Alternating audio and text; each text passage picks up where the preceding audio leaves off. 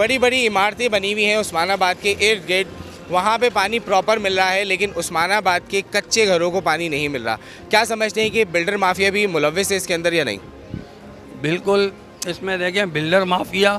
Water board का अमला और हमारे जो आला अफसरान हैं, यूसी चेयरमैन यूसी चेयरमैन, अगर आप एक यूसी चेयरमैन अभी बने और बिल्डिंगें जो हमारे पास यहाँ पर तकरीबन 8-10 साल से बनी हुई हैं, कोई भी ऐसी नई बिल्डिंग नहीं है जो हमारे होते हुए बनी है या हमने उसको किसी को लाइन दी होगी।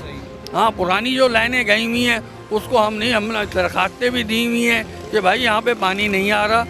पानी के हेडिंग बने हुए हैं, मैंने उनका भी इनको दरखास्तें दी हैं वाटर बोर्ड के अमले को कि ये नाजायज़ पानी के हेडिंग बने हुए हैं, सर्विस स्टेशन बने हुए हैं, क्योंकि लोगों को पीने का पानी नहीं मिल रहा और ये पानी बेच रहे हैं। और सर्विस से मीठे पानी से गाड़ियाँ वॉश की जा रही हैं। ये तो अभी सुप्रीम कोर्ट ने भी आर्डर निकाला है, मेयर साहब ने भी निकाला है कि ये बंद कराए जाएं और इन पे जुर्माना आयद किया जाए।